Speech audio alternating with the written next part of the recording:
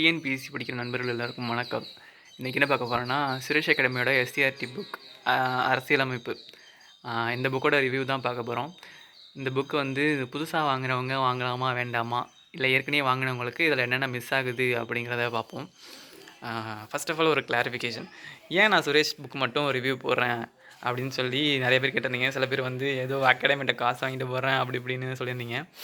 Okay, அதெல்லாம் ஒன்றும் இல்லை. நான் வந்து ஸ்கூல் புக்ஸ் தான் யூஸ் பண்ணிகிட்டு இருந்தேன். நான் வந்து ஒரு சிலது மட்டும் ஜெராக்ஸ் போட்டு யூஸ் பண்ணிகிட்டு இருந்தேன். அது வந்து ரொம்ப ஒரு மாதிரி கிழிஞ்சிட்டே இருந்துச்சு. அது மட்டும் இல்லாமல் பேஜஸ்லாம் தனித்தனியாக வர ஆரம்பிச்சிருச்சு. அது பழசாகவும் ஆகிடுச்சு.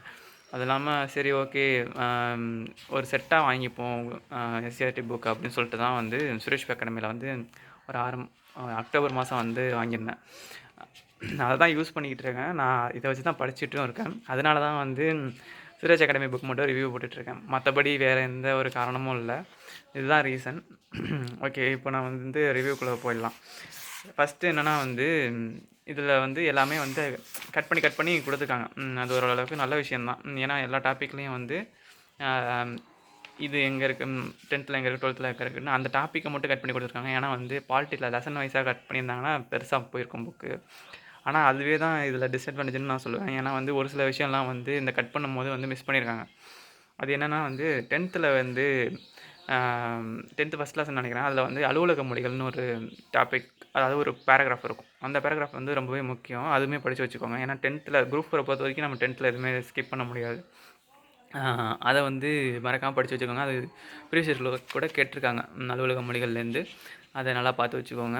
அதாவது அதை எழுதி வச்சுக்கோங்க. அப்படி இல்லைனா வந்து பிரிண்ட்டு கூட போட்டுக்கோங்க. அது சும்மா ஒரு பேராகிராஃப் தான். அது நீங்கள் எழுதி கூட வச்சுக்கலாம். நான் வந்து இந்த இடத்துல எழுதி வச்சுக்கிட்டேன். ஓகே, உங்களுக்கு தேவைன்னா வந்து பிரிண்ட்டு ஜெராக்ஸ் கூட போட்டுக்கோங்க அதை. அடுத்து வந்து மாநில நிர்வாகம். இதில் வந்து பார்த்திங்கன்னா 7th ஒரு லெசன் மாநில அரசுன்னு இருக்கும். அந்த லெசனை வந்து இவங்க ஸ்கிப் பண்ணிட்டாங்க. அதில் பாயிண்ட்ஸ் நிறையா இல்லைன்னு சொல்லி ஸ்கிப் பண்ணிட்டாங்க. ஆனால் 1, 2 மட்டும் நமக்கு எக்ஸாம் பாயிண்ட் ஆஃப் வியூவில் தேவைப்படுற மாதிரி இருக்கும் குரூப் 4 பொறுத்த வரைக்கும். அதை நீங்கள் வந்து எழுதி வச்சுக்கிட்டாலும் சரி, இல்லை அதை ஃபுல் லெசனாகவே பிரிண்ட் போட்டுக்கிட்டாலும் சரி. புக் பேக் ரொம்பவே முக்கியம். புக் பேக்கை பார்த்துக்கோங்க அந்த லெசனில். மாநில அரசில் அதுவும் ஒன்று. அதே மாதிரி 6th வந்து தேசிய சின்னங்களை பற்றி ஒரு லெசன் இருக்கும். அந்த லெசனை வந்து இதில் ஸ்கிப் ஆகிடுச்சு. அதுவுமே வந்து பார்த்து நீங்கள் நோட் பண்ணிக்க வேணாம். அந்த லெசனையே பிரிண்ட் போட்டுருங்க. ஏன்னா வந்து அந்த லெசனை கொஞ்சம் முக்கியமான லெசன். அதை கேட்டிருக்காங்க, ப்ரீவியஸ் கூட கேட்டிருக்காங்க. அதனால் அதை பார்த்துக்கோங்க. இந்த புக்கை பொறுத்த வரைக்கும் ஒரு 90% வந்து கவர் பண்ணியிருக்காங்க. ஒரு 10% வந்து மிஸ் ஆகிடுது. அந்த 10%ல் முக்கியமானது வந்து இந்த லெசன். 12th பாலிட்டியில் வந்து 6வது லெசன் இந்திய நிர்வாக அமைப்புன்னு சொல்லிட்டு இந்த லெசன் வந்து டோட்டலாகவே மிஸ் ஆகிடுச்சு.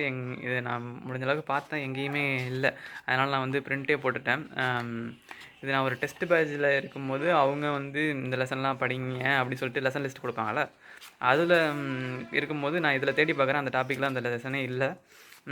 நீங்கள் இந்த புக்கை வச்சுருந்தாலும் இந்த லெசனை வந்து இருக்கான்னு செக் பண்ணிவிட்டு பிரிண்ட்டு கூட போட்டுக்கோங்க. நான் செக் பண்ணிட்டேன், எனக்கு இல்லை. அது வந்து இது ஒரு பெரிய ட்ராபேக். ஏன்னா வந்து இந்த டோட்டல் லெசனே ஸ்கிப் ஆகிருக்கு. இதில் முக்கியமான ஆர்டிகல்ஸ்லாம் இருக்குது. அதுவுமே வந்து பார்த்து வச்சுக்கோங்க. இந்த மாதிரி லெசன் ஸ்கிப் ஆகிறது வந்து குரூப் 2 குரூப் 1 பொறுத்த வரைக்கும் வந்து பெரிய விஷயமா இருக்காது. ஆனால் குரூப் 4 பொறுத்த வரைக்கும் நமக்கு ஒரு கொஷினும் முக்கியம். அதுவும் இந்த box content, book bag, 6th to 10th உள்ள கண்டென்ட்டு இதெல்லாமே வந்து நம்ம சிலபஸில் இருக்கிற லெசன். ஆனால் சிலபஸில் கவராத பாயிண்ட்ஸ்லாம் வந்து இல்லைங்கிறதுக்காக நம்ம வந்து அதை வந்து ஸ்கிப் பண்ண முடியாது. அதையுமே ஒரு ரீட் பண்ணிட்டு தான் போகணும். ஏன்னா வந்து போன எக்ஸாம்லேயே பார்த்துருப்பீங்க, நிறையா வந்து சிலபஸில் இல்லைனாலும் வந்து அந்த கொஷின்ஸ் வந்து கேட்டிருக்காங்க. புக் பேக்லேருந்து ஒரு கொஷின் கூட வந்துருந்துச்சு போன வாட்டி. சரி, அது ஓகே, அது என்னென்னு பார்த்துக்கோங்க. இதுதான் வந்து நான் இது யூஸ் பண்ண வரைக்கும் வந்து இந்த புக்கில் பார்த்தது. புதுசாக வாங்குறவங்களுக்கு நான் என்ன சொல்லுவேன்னா, வாங்காதீங்க அப்படி தான் நான் சொல்லுவேன். ஹானஸ்ட்டாக சொல்லணுன்னா வாங்காதீங்க. வேறு ஏதாவது புக்கு வந்து எல்லா லெசனும் கவர் ஆகிற மாதிரி வேறு புக்கு இருந்துச்சுன்னா அது வாங்கிக்கோங்க. அப்படி இல்லைனா வந்து பெட்டர் வந்து நம்ம ஸ்கூல் புக்கே வந்து கவர்மெண்ட்லேருந்து ஆர்டர் போட்டு வாங்குற மாதிரி இப்போ ஆப்ஷன்ஸ்லாம் இருக்குது. அதனால் அதை கூட வாங்கிக்கலாம் நீங்கள். ஏற்கனவே யூஸ் பண்ணுறவங்களுக்கு நான் என்ன சொல்லுவேன்னா வந்து இந்த லெசன்ஸ்லாம் வந்து பிரிண்ட் போட்டுக்கோங்க. அதே மாதிரி இந்த 6th உள்ள அந்த தேசிய சின்னங்கள் அந்த டாபிக் அந்த லெசனும் வந்து மிஸ்ஸிங் தான். அதுவுமே வந்து பார்த்துட்டு பிரிண்ட்டு போட்டுக்கோங்க. நானும் அது பிரிண்ட்டு போடலை. அதையுமே பிரிண்ட்டு போடணும். அதையுமே பார்த்து பிரிண்ட்டு போட்டுக்கோங்க. மோஸ்ட்லி வந்து இதுதான் வந்து இந்த புக்கில் உள்ளது. அதே மாதிரி நீங்கள் இந்த புக்கு ஆல்ரெடி வச்சுருக்கீங்கன்னா வந்து இன்னொரு விஷயமும் நீங்கள் கவனிச்சுக்கோங்க. 12த்லலாம் வந்து 12த்தில் அப்புறம் ஒரு சில இடத்துல வந்து அறிஞர் பொருட்கள்னு சொல்லிட்டு ஒரு இது இருக்கும். இங்கே இருக்குது பார்த்தீங்களா? இந்த மாதிரி உள்ள இடத்துல வந்து ஒரு சில கொஷின்ஸ்லாம் வந்து நமக்கு கவர் ஆகும். உள்ளே வந்து அதை வந்து மேலோட்டமாக கொடுத்துருப்பாங்க. ஆனால் இங்கே வந்து அதை வந்து கட் ஷார்ட் பண்ணி அது ஒரு பாயிண்ட் மாதிரி கொடுத்துருப்பாங்க. இதுலேருந்து ஈஸியாகவே கொஷின் எடுக்கலாம். அங்கேருந்து கொஷின் எடுக்கிறத விட இங்கேருந்து கொஷின் எடுக்கிறது வந்து ஈஸியாக இருக்கும்.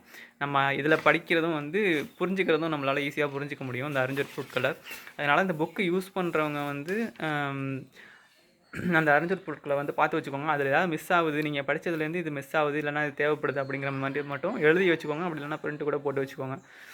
இதுதான் என்னோடய சஜஷன். அதே மாதிரி இதுதான் என்னோடய ஃபுல் ரிவ்யூ. நெகட்டிவ் ரிவ்யூ அப்படிங்கிறதுனால யாரும் கோச்சிக்கலாம் வேணாம். இதுதான் உண்மை. இதுதான் அந்த புக்கில் இருக்கிறது.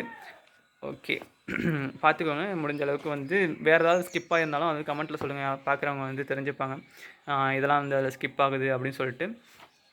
ஓகே, இதுதான் வந்து இந்த புக்கோட ரிவ்யூ. எல்லாம் நல்லா படிங்க. தேங்க்யூ.